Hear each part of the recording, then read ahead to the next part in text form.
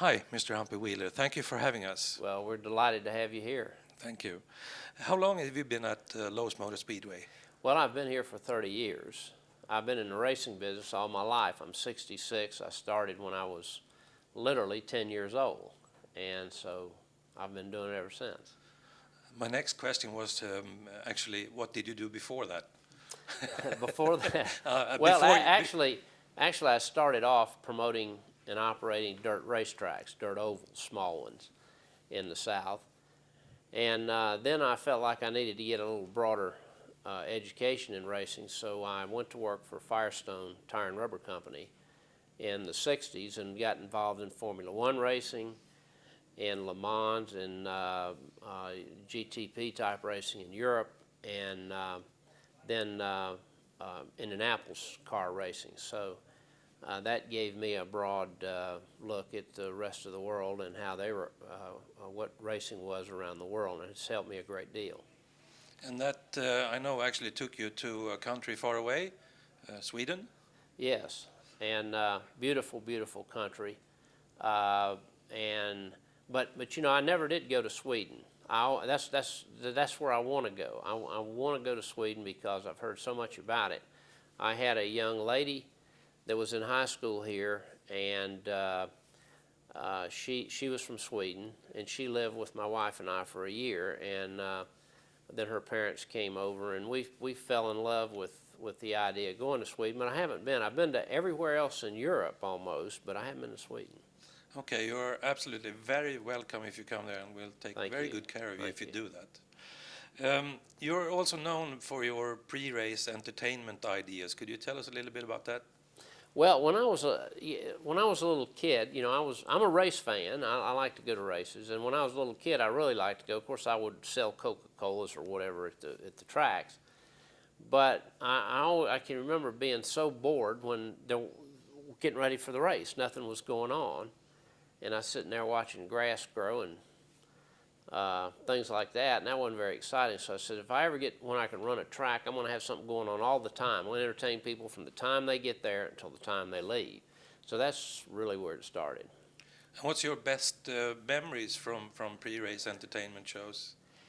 Well, there's several. I think the best one was when we had a surprise attack, an assault on the speedway by the 82nd Airborne out of Fort Bragg. They came in 5 Apache helicopters and 3 big helicopters in addition that dropped the troops, rappelled down from the helicopters. Were about 100 feet, and they rappelled down. The soldiers did, and they dropped 105 howitzers down there and started firing them. And the big booms went on. The people were shocked because we brought the helicopters in from behind the grandstand. And so we've done that a number of times since then. We've had military battles here, and so people got used to it after a while. But the first time we did it, I think, was probably the best.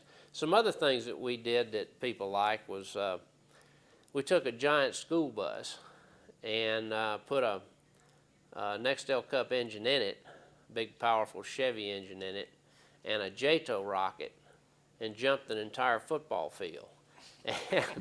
And of course it landed on top of a bed of cars and smashed them flat. And the little kids, like 7 or 8 years old, loved that school bus jump because the bus was destroyed. And you know, you got to think like a 7-year-old. He doesn't know there's 10 million school buses out there, and he thinks if we keep doing this and crashing them, they will never have to go to school again. So I remember one time you put up school buses as a domino game. Yeah, we stacked them up. Yeah. And a car came over and went about 60 feet in the air and hit them and knocked them down. We also had a 6-ring circus here with elephants and flying trapezes and a lady on a motorcycle going down a high wire and all that kind of stuff. People like that. NASCAR didn't like the elephant because it made deposits all over the track. That's what they make shovels for. We cleaned it up and got the race on. I remember that. I mean, remember reading about it. It was quite a while ago, Yeah. I think. Another thing about the tracks is safer walls. Could you describe them and tell me what you've done? Well, we had some real bad accidents here several years ago, not just at this racetrack, but all throughout NASCAR.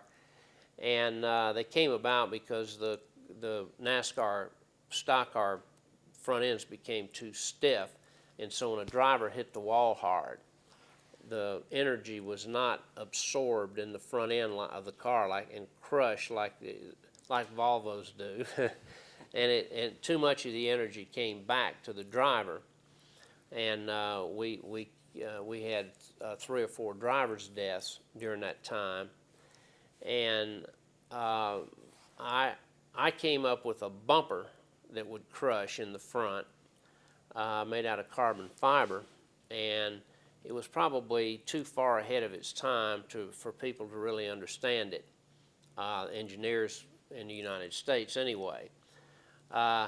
So we had already put soft walls here, is encapsulated styrofoam, so when the cars hit, it would crush it. But Tony George up in Indianapolis came up with a different type of a soft wall, and it was tested at length, and so that's the soft wall we have today, and it's done a great deal. It's already saved many lives. We've had some hard hits on it. What would you think would have happened if they had safer walls at the Dale Earnhardt crash at Daytona?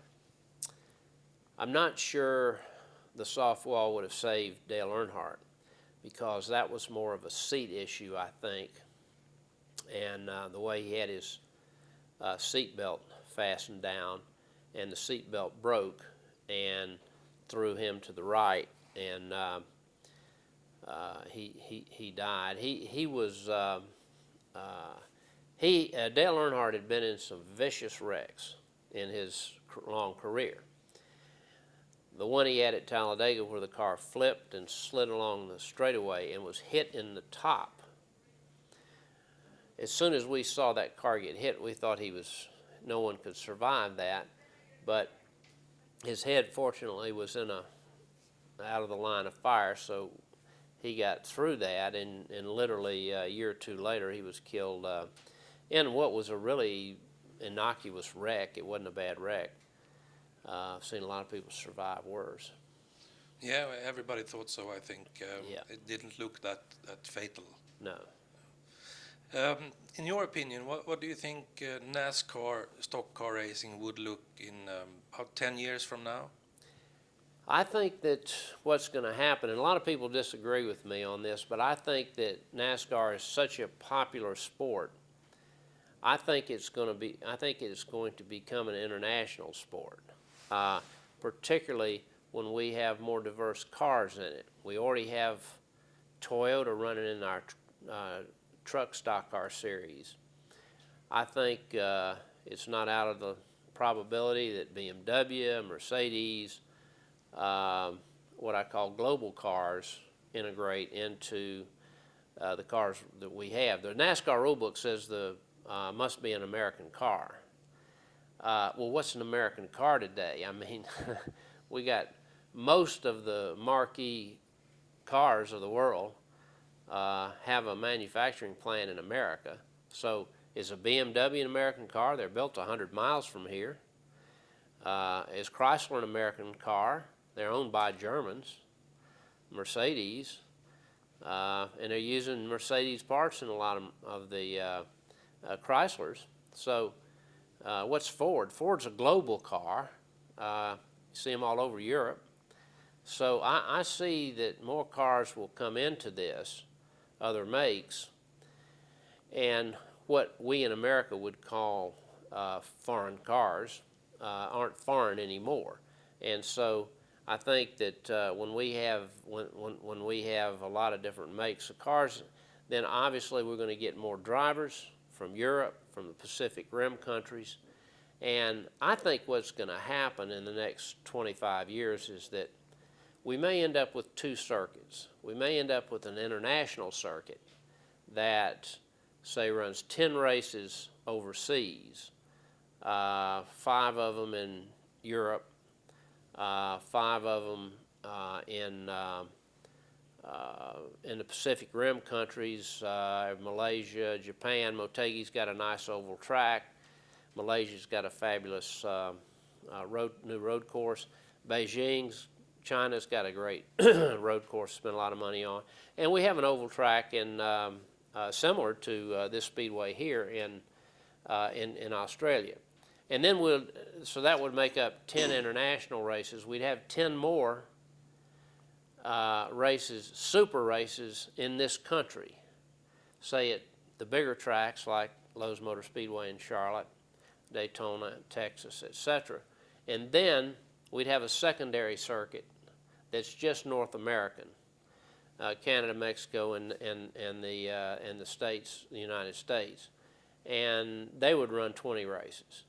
When we run the 10 big international races here, the guys that run the North American circuit could try to make the field for the big international races.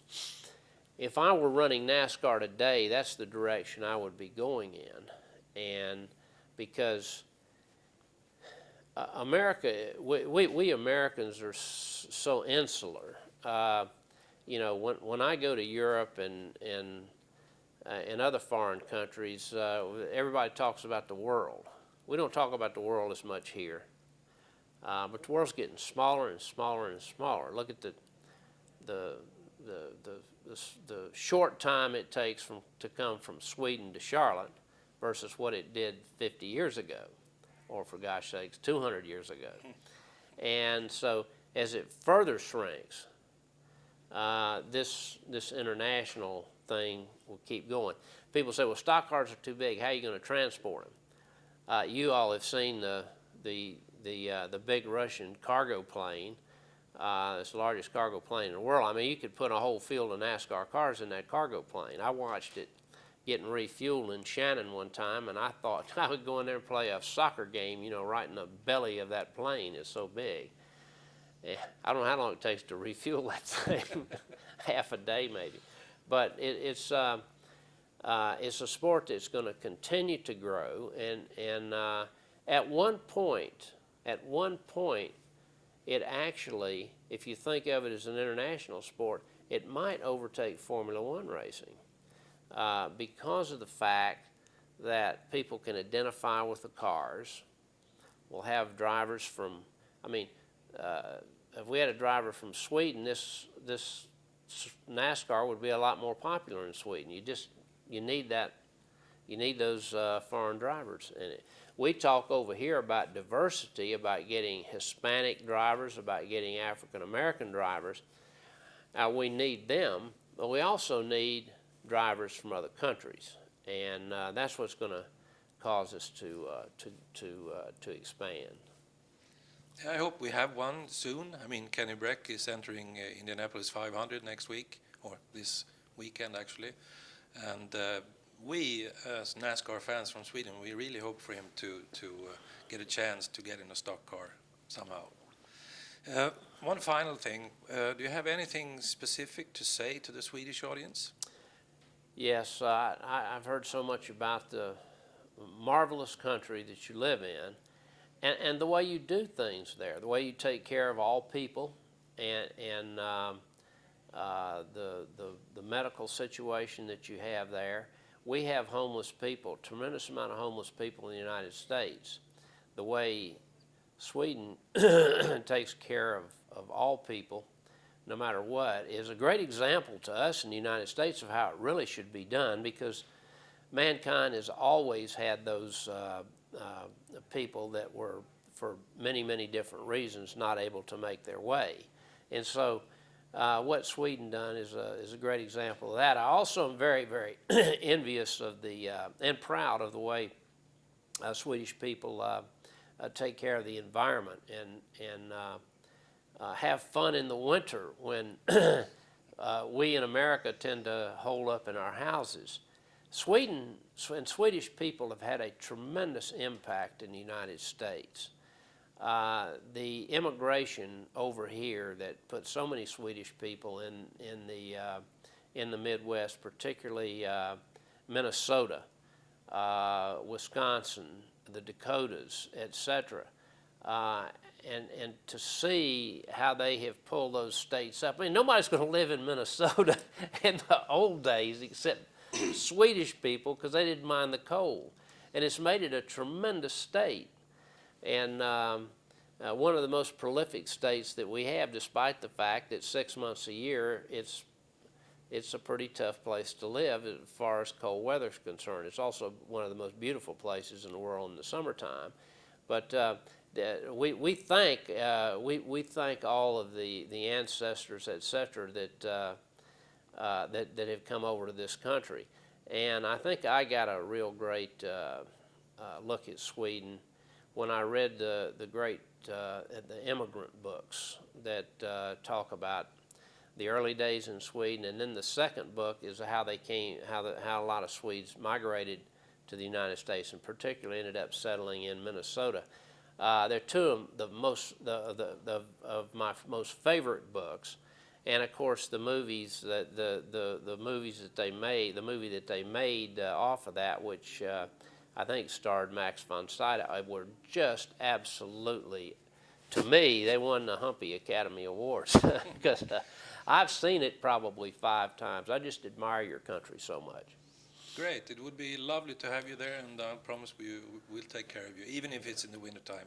Well, and you know, we have a lot of our Legends cars racing in Sweden. I think that there's about 30 of them over there. Actually, that's Finland. But we tried to make Legends cars work in Sweden, but there's just a couple of them left. Okay, but you have we have Swedish drivers. Yes. Going over to Finland to race. Yes. Okay. And Swedish drivers coming over here. Yes. We did the race a couple of years right. ago.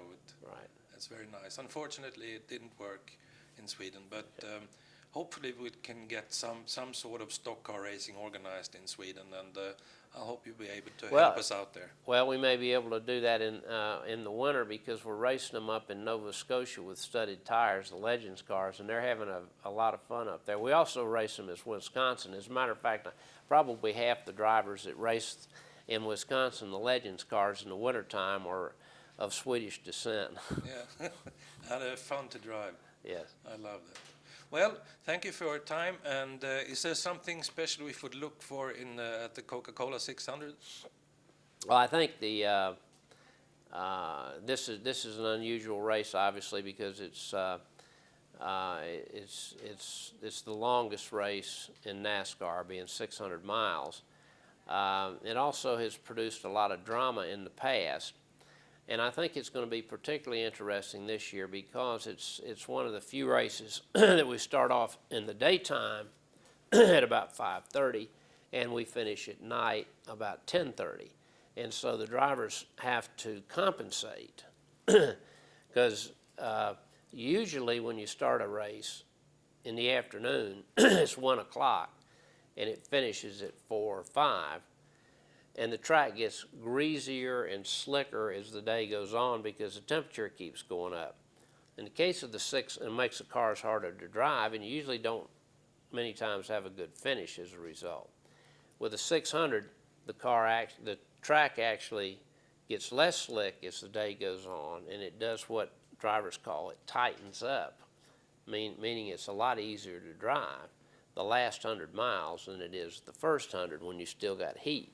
All the heat's dissipated out of the track to a significant degree, and so we're looking forward to see how that affects us. Also, we've redone the track. We've taken a fine diamond grinder and ground the track down, and this is the first time that a major NASCAR race has been run with a diamond ground track on a first time basis. So I think we're going to see some good racing. Yeah, we're looking forward to that, and also, as I said, looking forward to having you in Sweden. Thank you very much, Mr. Wheeler. Okay, well, thank you.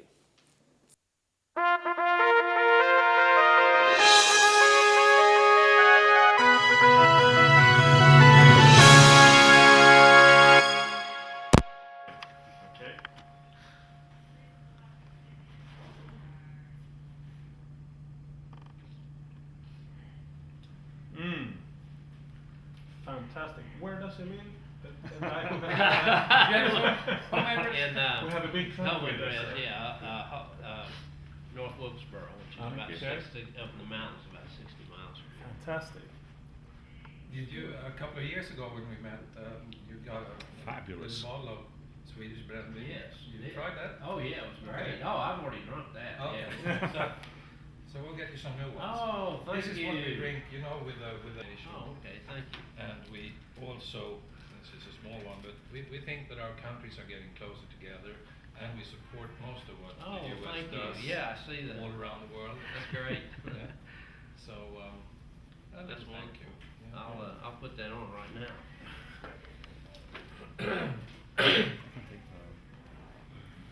It was good stuff. Yeah, really good. Cherries or Simple something. cherries, yeah, they got that from me. Okay. Yeah, But they were riding water skiing, yeah. and one of them said throwing cherries in the other guy's mouth, and they Yeah. ended up. They ended up, yeah. dirty. They ended up in Licking trouble. them. That was fun to read.